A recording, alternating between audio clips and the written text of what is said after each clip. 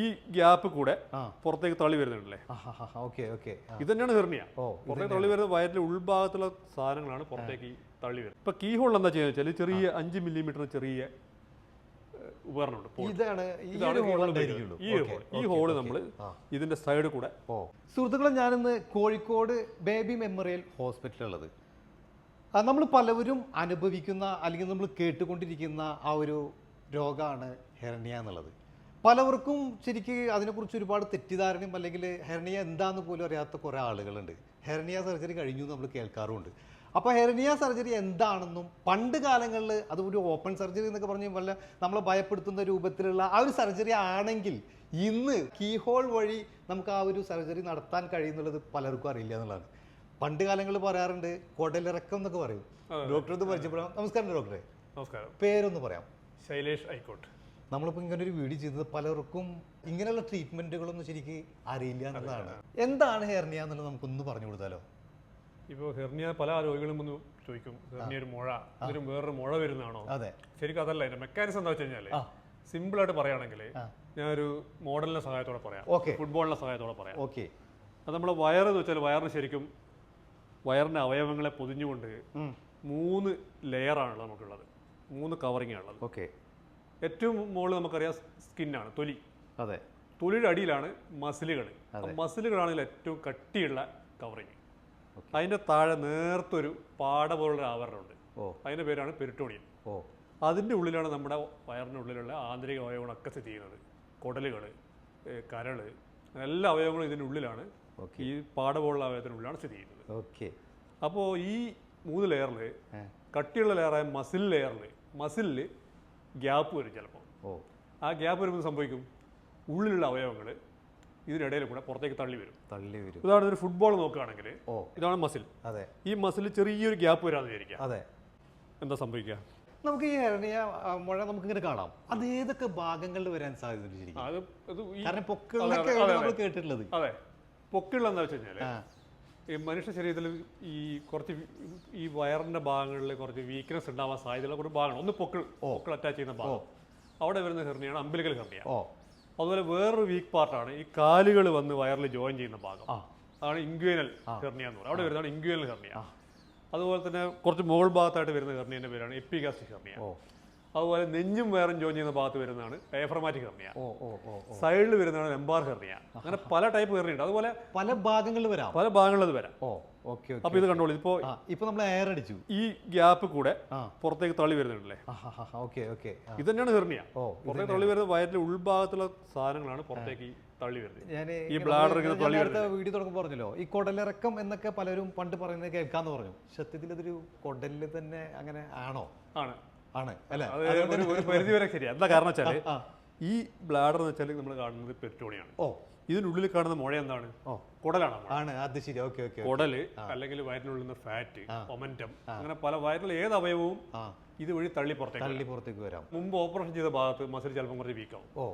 അവിടെ വരുന്ന ഹെർണിയാണ് institutional hernia എന്ന് പറയും. അപ്പൊ ഹെർണിയ തന്നെ പല ടൈപ്പ്. പലവരും ഈ ഒരു ലാസ്റ്റ് സ്റ്റേജ് വരെയൊക്കെ അങ്ങനെ വെച്ചുകൊണ്ടിരിക്കാറുണ്ട്. അത് ശരിക്കും ഡേഞ്ചർ അല്ല. അതാണ് അതിന്റെ ഒരു പ്രോബ്ലം. ഇത് ഹെർണിയന്റെ ചികിത്സ വെച്ച് കഴിഞ്ഞാല് വളരെ സ്റ്റാർട്ടിങ് ആണെങ്കിൽ വലിയ കുഴപ്പമൊന്നും ഉണ്ടാവില്ല. വളരെ സ്റ്റാർട്ടിങ് ആണ്. പക്ഷേ കുറച്ച് കഴിയുമ്പോൾ ഇതിനകത്ത് കുടല് കയറും. കുടൽ ഇറങ്ങി ഇതിനകത്ത് കുടലുകൾ ഉണ്ടാവുകയും ആ കുടലിലേക്ക് രക്തോട്ടം തടസ്സപ്പെടുകയും അതൊക്കെ കുടൽ നശിച്ചു പോകുന്ന അവസ്ഥ വരികയും ചെയ്യും. അങ്ങനെയൊക്കെ വരികയാണെങ്കിൽ അത് ലൈഫ് ത്രെറ്റനിങ്, ജീവന് തന്നെ അപകടത്തിലാകാൻ സാധ്യതയുള്ള ഒരു അസുഖമായിട്ട് ഇത് മാറാം. പലവരും ഇത് ആ ഒരു സർജറി ഒക്കെ പേടിച്ചിട്ടാണ് അത് ചെയ്യാതെ അങ്ങനെ കൊണ്ടുപോകുന്നത് ഞാൻ പറഞ്ഞിട്ടുണ്ട്. എന്നാൽ ഇനി പേടിക്കുന്നു വേണ്ട, കാരണം കീഹോൾ സർജറി രൂപത്തിലേക്ക് ആയി മാറി എന്നുള്ളതാണ്. എങ്ങനെയാണ് നമ്മൾ ഈ ഒരു കീഹോൾ വഴി ആ ഒരു സർജറി ചെയ്യുന്നത്? ആൾക്കാർക്ക് പെട്ടെന്ന് മനസ്സിലാകാൻ വേണ്ടി ഒരു മോഡൽ. തീർച്ചയായിട്ടും. അപ്പൊ എന്താ നമ്മൾ ഉദ്ദേശം വെച്ചാൽ ഇതാണ് ഈ ഹെർണിയ. അപ്പോൾ നമ്മളിത് ചെയ്യുന്ന വെച്ചാൽ പണ്ട് ചെയ്തുകൊണ്ട് സ്റ്റിച്ച് ചെയ്ത് റിപ്പയർ ചെയ്യാണ് ചെയ്തത്. ഒരു തുന്നിടും. പക്ഷേ തുന്നിടുമ്പോൾ എന്താ പ്രശ്നം? ഇതിന്റെ ഇടയിൽ കൂടെ ഒക്കെ ഇത് വീണ്ടും തള്ളി പുറത്തേക്ക് വരാനുള്ള സാധ്യതയുണ്ട്. അപ്പൊ ഇപ്പൊ നമ്മൾക്ക് എന്താ അവരോട് വെച്ച് കഴിഞ്ഞാൽ മെഷ് എന്നുള്ള സംഭവമാണ് ഉപയോഗിക്കുന്നത്, നെറ്റ്. അപ്പൊ ഈ ഗ്യാപ്പില് നമ്മള് പലതരം നെറ്റ് അവൈലബിൾ ആണ്. ഒരുപാട് വിഭാഗത്തിലുള്ള നെറ്റുകളുണ്ട്. ഇതാണ് ഏകദേശം നെറ്റിന്റെ ഒരു രൂപം. ഡോക്ടർ പലതരം നെറ്റുകളുണ്ടെന്ന് പറയുമ്പോൾ അത് ഏത് രൂപത്തിലുള്ള എണ്ണയാണ് എന്ന് നോക്കിയതിന് ശേഷമാണ് അനുസരിച്ചിട്ടും ഓരോ ആൾക്കാരുടെ ശരീരപ്രതിക്ക് അനുസരിച്ചിട്ടും ഹെർണിയന് അടുത്തേക്കുന്ന അവയവങ്ങൾ ഏതാണെന്ന് നോക്കിയിട്ടൊക്കെ നെറ്റിൽ വ്യത്യാസങ്ങൾ വരാം. നെറ്റ് വെച്ചാൽ ചെറിയ ഈ സൈസ് നെറ്റ് മുതൽ നെറ്റിന്റെ സ്ട്രക്ചറുകൾ കാണാം. ഇത് ശരിക്കും പറഞ്ഞാൽ നൂലുകൾ ഇങ്ങനെ അങ്ങോട്ടും ഇങ്ങോട്ടും ഇഴ ചെയ്തിട്ട് തുണിയൊക്കെ നെയ്യുന്ന പോലെ തന്നെ ഈ മെറ്റീരിയലുണ്ട്. പോളിപ്രൊപ്പിലീൻ എന്നുള്ള മെറ്റീരിയൽ വെച്ചിട്ട് ഉപയോഗിക്കുന്ന സാധനമാണത്. ശരീരത്തിലേക്ക് പോകാൻ ഇത് ശരിക്കും പറഞ്ഞാല് ഇതൊരു കോൺക്രീറ്റ് പോലെ എടുക്കാം. കാരണം കോൺക്രീറ്റിന്റെ കമ്പികൾ അങ്ങോട്ടും കൊണ്ടുള്ളേ ഇതിനുള്ള ചെറിയ ഗ്യാപ്പ് ഉണ്ടാവും. ഈ ഗ്യാപ്പിൽ നമ്മുടെ ശരീരം തന്നെ ശരീരത്തിനുള്ളിലേക്ക് ഇത് ഇഴചേർന്ന് നിൽക്കും. ശരീരത്തിലേക്ക് ഇത് ശരീരം ആക്സെപ്റ്റ് ചെയ്തിന് ആക്സെപ്റ്റ് ചെയ്ത് കട്ടിയുള്ളൊരു ഇതായിട്ട് മാറുകയും പിന്നെ അതുവഴി തള്ളി വരാതിരിക്കാൻ പറ്റുകയും അതാണ് ഇതിനകത്ത് ട്രീറ്റ്മെന്റ് ചെയ്യുന്നത്. ഈ ഗ്യാപ്പ് നമ്മൾ നെറ്റ് വെച്ച് അടക്കണം. ഈ നെറ്റ് നമ്മൾ ഈ ഗ്യാപ്പിൻ്റെ ഉള്ളിലേക്ക് നെറ്റ് വെക്കുന്നു. നമ്മൾ ഇതിൻ്റെ ഉള്ളിലേക്ക് വെച്ച് ഈ ഗ്യാപ്പിലേക്ക് നെറ്റ് വെച്ച് ഇതങ്ങ് ഫില്ലായി കഴിഞ്ഞാൽ ഫില്ലാവുന്നു. നമ്മൾ എയർ ഫില്ല് ചെയ്യാം. ബ്ലാഡറിന് പുറത്തേക്ക് തള്ളി വരാൻ പറ്റുന്നില്ല. കാരണം അവിടെ നെറ്റ് ഉണ്ട്. അവിടെ നല്ല കട്ടിയുള്ള ഒരു ആവരണം അവിടെയുണ്ട്. അപ്പോൾ അതുകൊണ്ട് ഇത് തള്ളി വരാൻ പറ്റുന്നില്ല. അവിടെ ഹെർണിയ അടഞ്ഞു പോയി. അതാണ് അതിന്റെ മെക്കാനിസം. അപ്പോൾ ഇത് എങ്ങനെ ചെയ്യുന്നത് വെച്ച് കഴിഞ്ഞാൽ ഇത്രയും ഗ്യാപ്പല്ല നമ്മളുള്ളത്. ഓപ്പൺ സർജറി എന്താ വെച്ചാൽ ഇതിന്റെ നമ്മൾ ഗ്യാപ്പിന്റെ ഏകദേശം ഒരു മുകളിലും താഴെ എല്ലാം ഒരു 5 സെന്റിമീറ്റർ കടത്തി നെറ്റ് വെക്കുക ചെയ്യാം. അപ്പോൾ ഒരു 5 സെന്റിമീറ്റർ മുറിവാണെങ്കിൽ നമ്മൾ 15 സെന്റിമീറ്റർ നെറ്റ് അതിനകത്ത് വെക്കണം. എന്നാലേ അവിടെ അത് ഉറപ്പ് കിട്ടുള്ളൂ. അപ്പോൾ അതിനെന്ത് ചെയ്യും? നമ്മൾ 15 സെന്റിമീറ്റർ മുറിവ് ഉണ്ടാക്കും. പണ്ട് ചെയ്തുകൊണ്ടിരുന്നതാണ്. ഇതിനെ കൂടെ കട്ട് ചെയ്തിട്ട് ഈ നെറ്റ് അതിനകത്ത് വെക്കും, തുന്നി വെക്കും. കാരണം അത് ചെയ്യാൻ വേറെ മാർഗമില്ല. ഇപ്പൊ കീ ഹോൾ എന്താ ചെയ്യുക വെച്ചാൽ ചെറിയ 5 മില്ലിമീറ്റർ ചെറിയ ഉപകരണമുണ്ട്. ഈ ഹോള് നമ്മൾ ഇതിന്റെ സൈഡിൽ കൂടെ കയറ്റും, വേറെ സൈഡിൽ കൂടെ. അപ്പോൾ നമ്മൾ വയറിന്റെ ഉൾഭാഗത്തെത്തി. ഈ ബലൂണിന്റെ ഉള്ളിൽ, ഈ ബോളിന്റെ ഉള്ളിൽ നമ്മളെത്തി. ഉള്ളിൽ നമുക്കറിയാം ഉള്ളിൽ ഫുൾ ഫ്രീ ആയി കിടക്കുകയാണ്. അപ്പോൾ ഈ നെറ്റ് ഇതിന്റെ ഉള്ളിൽ കൂടി ചുരുട്ടി ഉള്ളിൽ വെച്ച് നിവർത്തി കഴിഞ്ഞാൽ അത് നമുക്ക് ക്യാമറ നമുക്ക് ഉള്ളിൽ ക്യാമറ വെച്ച് കാണാൻ പറ്റും.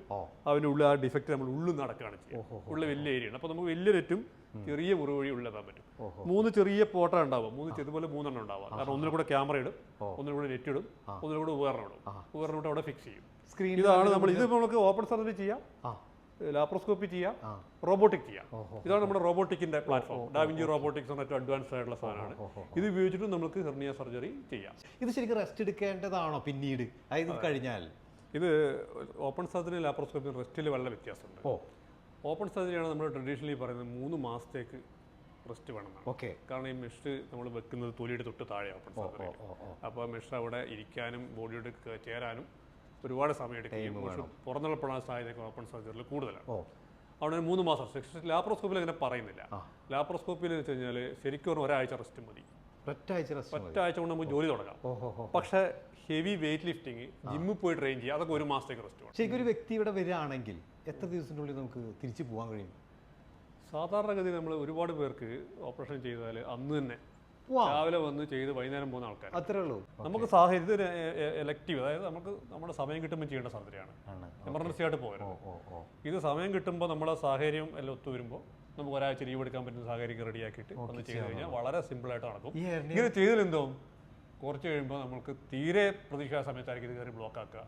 അന്നേരം എടുത്ത് ഹോസ്പിറ്റലിൽ പോകേണ്ടി വരും. അപ്പോൾ എന്താ സർജറി ചെയ്യേണ്ടത്? ചിലപ്പോൾ ഓപ്പൺ ആയിരിക്കും, കീ ഹോളായിരിക്കും. അതുവരെ വെയിറ്റ് ചെയ്യാൻ നിൽക്കരുത്. അപ്പോൾ ഇതിനകത്ത് നമ്മൾ ആദ്യം മനസ്സിലാക്കേണ്ട വെച്ചാൽ ഇത് സീരിയസ് അസുഖമല്ല, ഇതൊരു ഗുരുതര അസുഖമല്ല. പക്ഷേ ഇതൊരു പരിധി കടന്ന് മുമ്പോട്ട് പോയി കഴിഞ്ഞാൽ ഇതിനകത്ത് കോംപ്ലിക്കേഷൻ വരുന്നത് നമ്മുടെ ജീവൻ തന്നെ അപകടത്തിലാക്കാനുള്ള സാധ്യത. അതായത് നമുക്ക് മുൻകൂട്ടി ഒരുപാട് സൂചനകൾ നമ്മുടെ ശരീരത്തിൽ വരുന്നുണ്ട്. അപ്പൊ തന്നെ അതിന് തക്ക സമയത്ത് ട്രീറ്റ്മെന്റ് കൊടുത്താൽ നമുക്ക് വലിയ ഒരു രോഗമല്ലാതെ മാറ്റാൻ പറ്റുന്നതാണ്. അപ്പൊ എന്തായാലും ഡോക്ടറെ വളരെ സന്തോഷം. വളരെ വ്യക്തമാവുന്ന രൂപത്തിൽ, ഏത് സാധാരണക്കാർക്ക് മനസ്സിലാവുന്ന രൂപത്തിൽ ഹെർണിയ എന്താന്നുള്ളതും അതിനുള്ള ട്രീറ്റ്മെന്റ് എങ്ങനെയെന്നുള്ളതും പണ്ടത്തെ പോലെ ആ ഒരു ഓപ്പൺ സർജറി എന്നുള്ള ആ ഒരു ഭയം മാറി ഇപ്പോൾ വെറും ഒരു കീ ഹോളിലൂടെ നമുക്ക് ആ ഒരു സർജറി ചെയ്യാം എന്ന് വ്യക്തമായി പറഞ്ഞ് നമുക്ക് മനസ്സിലായി. വളരെ സന്തോഷമുണ്ട്. എന്തായാലും ഡോക്ടറുടെ നമ്പർ ഞാൻ കൊടുക്കുന്നുണ്ട്. ഈ കാണുന്ന പലർക്കും ഇനിയും ഒരുപാട് സംശയങ്ങൾ ഉണ്ടാവും, ഇത് അനുഭവിച്ചുകൊണ്ടിരിക്കുന്നവരുണ്ടാവും. അപ്പോൾ അവർക്കൊക്കെ ഒരു ഉപകാരപ്രദമാവട്ടെ, കൊടുക്കാം. അപ്പോൾ ഞാനിപ്പോൾ ഉള്ളത് ബേബി മെമ്മോറിയൽ ഹോസ്പിറ്റൽ കോഴിക്കോടാണ് ഉള്ളത്. എന്തായാലും ഇവിടുത്തെ നമ്പർ ഞാൻ കൊടുക്കുന്നുണ്ട്. അപ്പോൾ തന്നെ സുഹൃത്തുക്കളെ, നമ്മുടെ ഈ ഒരു വീഡിയോ ഇവിടെ അവസാനിക്കുകയാണ്. മറ്റൊരു വീഡിയോയുമായിട്ട്